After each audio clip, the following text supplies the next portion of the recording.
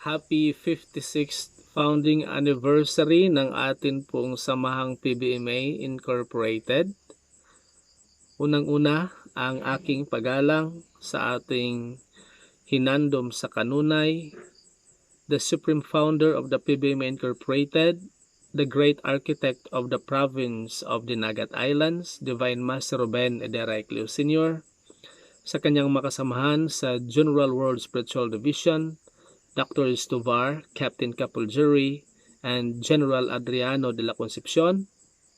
Likewise, my respect and reverence to the Supreme President of the PBMA Incorporated, our Master Ruben B. Cleo Jr. Ganoon din po sa kanya pong makasamahan sa New World Spiritual Division, Dr. Jess Richardson, Dr. Jeff Tomashinish, Engineer David Scholes, and Dr. Gigi or Jurgenzi Gigi Daudenix. Sa lahat po ng Ecleos family, of course, sa atin pong co-founder ng samahang PBMA, ang ating founding mother, Honorable Glenda B. Ecleo, sa pamunuan po ng Philippine Benevolent Missionaries Association Incorporated, our President, Madam Jade Ecleo, sa lahat po ng mga miyembro ng First Family, sa lahat po ng siblings,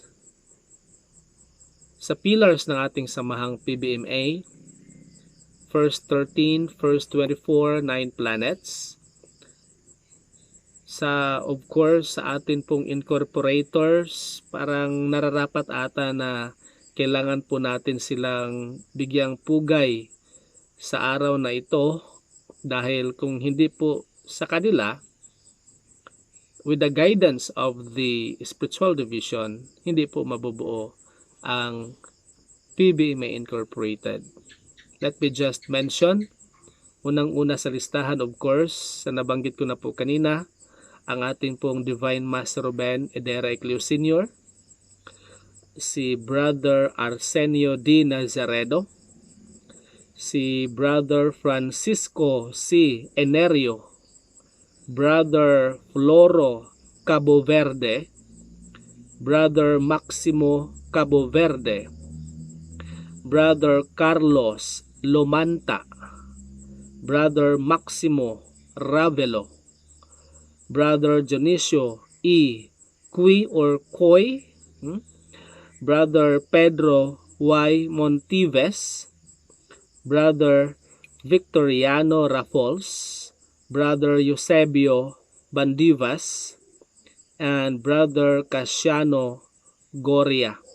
Sila po ang ating incorporators. So congratulations, lalong-lalo na po sa pamilya nitong akin pong mga nabanggit ngayon dito.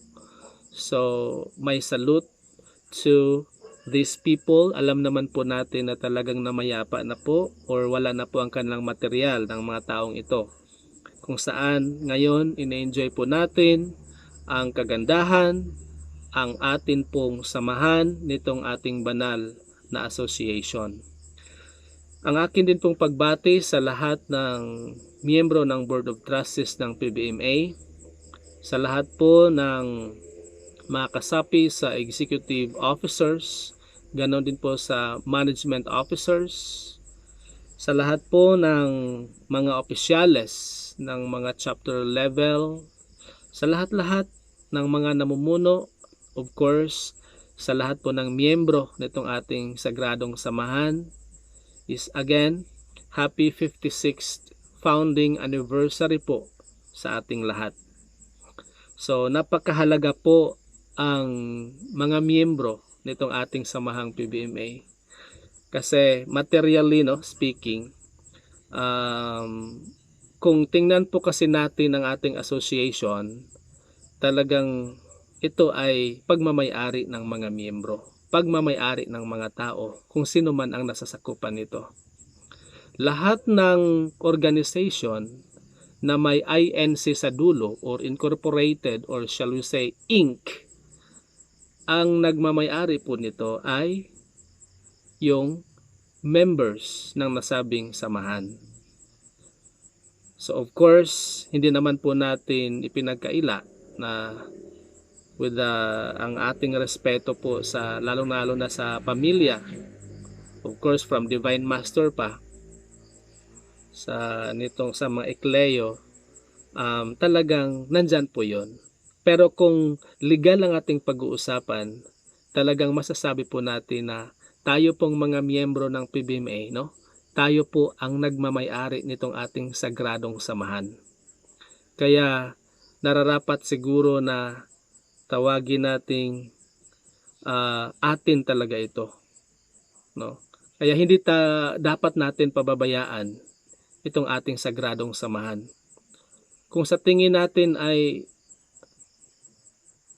magiging delikado ang kalagayan nito, kinakailangan po nating kumilos para ipagtanggol itong ating sagradong samahan kasi tayo po ang nagmamay-ari nito from its registration, no?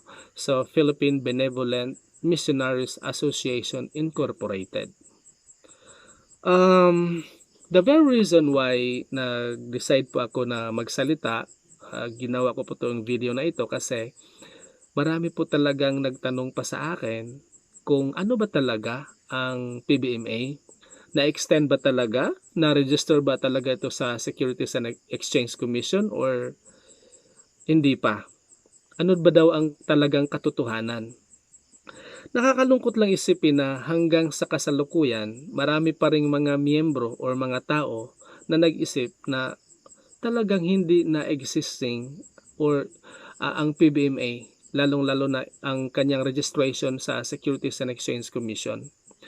Matagal na po itong usapin, dati pa po, at naipaliwanag ko na rin po dati, lalong-lalo na po nung umalis po sa puder ng PBMA ang mga miyembro ng Rubenian International. There were challenges na binigay po sa atin na paghingi daw po tayo ng Certificate of Existence. Ako from the very start, alam ko na hindi talaga nag-i-issue dyan ang Securities and Exchange Commission ng ganong certification. Subalit, para lang po sa masatisfy po ang gusto o kagustuhan ng mga nanghingi, talagang pumunta po ako sa SEC kung baka ako lang po ang nagkamali. Sa makatwid, pumunta ako doon pero wala po silang naibigay. Bakit kamo? Accordingly, no, lalo na doon sa legal na kausap po natin doon, na ang nasabing extension po ng ating samahang PBMA ay nakapaloob po yun doon sa ating Articles of Incorporation. Kung saan nakasaad doon sa 4th article in our amendment na that the term for which said corporation is to exist for another 50 years from the date of its expiry. Tapos naka-open and close parenthesis, as amended by the Board of Trustees on May 1, 2011 and by the majority of the members on May 18, 2011. So, sa makatwid po mga kapatid, nakapaloob po sa Articles of Incorporation, no? Sa Article 4 or 4th article of this document, na ang ating association is existed or is extended rather for another 50 years. And then mayroon pang issue dati na sinasabi na bakit nakalagay sa certificate or doon na approve ng SEC na nakalagay doon Certificate of Filing. No, Certificate of Filing of Amended Articles of Incorporation, and another one is Certificate of Filing of Amended Bylaws. Mga kapatid, maraming nagsabi na it was an argument nila na sinasabi na nakalagay filing. It means to say, pina-file pa lang. So, ang naging basis kasi nila dito ay yung tinatawag na present continuous or present progressive form of the verb na nag-end siya ng ing. Parang sabihin ko halimbawa, I am talking right now. O I am talking. So in that case then, nandun yung present progressive or continuous form of the verb. Pero the entire verb doon ay am talking. O, di ba? So, itong filing kasi na nakalagay dito at pinaliwanag ko na rin po to dati na hindi to siya verb, kundi ang tawag po nito ay verbal. Ang sa grammar natin, meron tayong tatlong verbals. Ito yung gerund, nag-end siya ng ing, ito yung infinitives, at ito din yung participles. Ang gerund, nagfa-function yan siya as noun.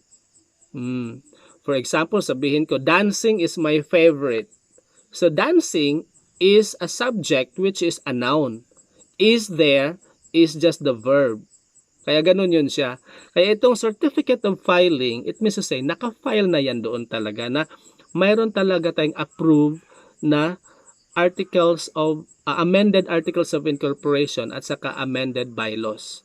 Kaya sana hindi po to magiging issue tong term na ginamit na ito kasi kung pagbasihan po natin grammatically speaking, talagang hindi po tayo nagkakamali dito. And to make it simple guys, ang atin pong samahang PBMA ay na-approve po ang ating amendment nito noong December 7, 2011. So bakit ako ang nagsasalita hinggil dito? Mga kapatid, modesty aside, ako po kasi ang napagkatiwalaan sa mga panahon na yon na maglakad nitong ating extension. Kaya kahit dati, kailangan kong makipagtagisan, kailangan kong makipag-usap, kailangan kong makipagsagutan sa mga taong nagsasabi na hindi pa extended ang samahang PBMA. Kasi mga kapatid, ako naman kasi mismo ang buhay na saksi na ang ating association ay extended for another 50 years. So, yun lang naman po, gusto ko lang linawin kasi sa totoo lang, kaya po may mga haka-haka na gano'n na hindi pa extended kasi marami ding mga nagpakalat ng balita dati na hanggang December 31, 2015 lang ang ating association, binigyan lang tayo ng 3 months or 3 years for us to complete or comply sa lahat ng mga pangangailangan pero mawawala din. Hindi po yun sa totoo. Ang totoo po kasi talaga niyan mga kapatid, sinubukan po kasing i-dissolve itong ating association. No? Sinubukang i-dissolve ng siguro mga taong may alam din kung paano i-dissolve or paano i-extend. Kasi mga kapatid, ang pagpapa-extend ng ating association, same process lang po yan yung pagpapa-dissolve nito. Oo, doon pa rin yun siya sa 4th article of our Articles of Incorporation gagawin. So instead na sabihin dito halimbawa na that the term for which said corporation is to exist for another 50 years, pwede siyang palitan to siya that the term for which said corporation is to, pwede sabihin na end on, iblagay yung pinaka-specific date, palagay natin na is to exist until December 31, 2000, palagay natin 18, parang ganyan. So, ganun po siya. Pwede siya. Dito pa rin siya gagawin. Dito sa Article of Incorporation. Dito sa 4th article. Now, nakalagay dito, as amended by the Board of Trustees on May 1, 2011. Tapos nakalagay pa, and by the majority of the members on May 18, 2011. Ganito po kasi ang pag-amend niya, no? Wala akong maipakita na document sa inyo kasi kung i-show ko pa to sa inyo, medyo malabo na. Bawat article kasi dyan or bawat mayroon tayong binago kahit isang word lang sa ating amendment, kinakailangang ipakita doon kung kailan siya na-approve ng Board of Trustees at kailan din siya na-ratify ng general members. Itong as amended by the Board of Trustees on May 1, 2011, ito po yung date kung kailan na-approve ng Board of Trustees ang mga amendment na nakapaloob dito. So, noong May 18, 2011, ito po yung date kung kailan ni-ratify, no? Prenesenta ng Board of Trustees sa general members ang mga amendment na ito at inaprubahan ng general members during the general or annual membership meeting. And it was on May 18, 2011. No? So ganun siya ang proseso. Kailangan pa ng ratification. There were even questions na nagkaroon daw ng amendment in 2018 ng ating Articles of Incorporation and Bylaws. Now, if there was an amendment in 2018 ng ating Articles of Incorporation and Bylaws, hindi pa po siya pwedeng i-approve ng Securities and Exchange Commission kasi kailangan pa ng General Assembly meeting para i-ratify ang nasabing amendment. Okay? So, ganun po siya kasimple. Pero kung hindi siya i-approve ng General Membership meeting, hindi po siya pwedeng ipa-approve sa Securities and Exchange Commission. Kasi mga kapatid, dito sa samahang PBMA, no, materially speaking, no, kasi talagang we believe that we are governed by the members of the spiritual division. Kasi napaka-unique itong ating samahan, no? Mayroon tayong kino-consider na sa spiritual side at mayroon din tayong kino-consider na material side. So dito sa ating samahang PBMA, materially, legally, kinakailangan po talaga na malaman po natin na tayong mga miyembro, bawat isa sa atin kapag tayo ay mabuo, ang ano ba yung pinaka-venue, proper forum dyan? Yung General Assembly, tayo po ang pinaka-makapangyarihan. Kasi this association, may nakalagay na Inc. sa dulo or incorporated. Lahat ng organization sa SEC na mayroong INC sa dulo, it means this is people's organization. Walang sino man ang magmamay-ari or nagmamay-ari nito. Kaya nga dapat malinaw nga, no? Dapat i-consider kung magkaroon man ng amendment, malinaw talaga na nakasaad sa amendment na kahit kusing nakita ng ating association, walang mapunta kanino man dito sa samahang ito. Kasi nga ito ay people's organization. Lahat ng income, lahat ng pera na pumapasok sa ating samahan, dapat magawa po yung kanyang pinaka aims and purposes. Ano ba yung aims and purposes ng ating samahang PBMA? Yun. Kung may mga projects tayo, yun, dapat doon gastusin talaga ang income kung mayroon man ang ating association. But again, this is not an income generating organization. This is a non-stock, non-profit corporation. Kaya nararapat lamang, no, na wala talagang tatanggap na sahod. Kahit yung Board of Trustees, dapat nakalagay yan. It is really a requirement. Prerequisite yan siya sa isang non-stock, non-profit corporation na walang tatanggap na sahod. Kung mayroon mang honorarium, it depends on its availability of funds. Yun. Ito po yung talagang nakasaad dyan. Kasi this is people's organization. So again, yung sabihin nating ratification, sabihin nating approval of whatever decision na meron ng ating samahan, ang pinaka makapangyarihan po dyan ay yung tinatawag na General Assembly. Bawat isa po sa atin, kasama na rin po dyan yung mga opisyales ng ating samahang PBMA. So, ganun po yun siya. And then, of course, kinakailangan din po nating intindihin na itong ating samahang PBMA ay talagang susunod siya dapat kung ano ang pinapa-implement ng Securities and Exchange Commission. So, marami pa tayong dapat pag-usapan hinggil dito. Maybe sa next time na ako po ay mag-present din po ng mga information related sa ating samahan o ano-anong mga topic.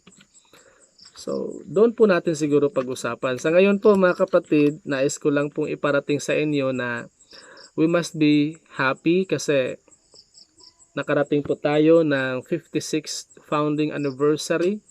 Of course, to the members of the spiritual division, lalong-lalo na po sa ating founder, ating divine master, sa atin pong master na talaga naman pong hindi po tayo pinabayaan.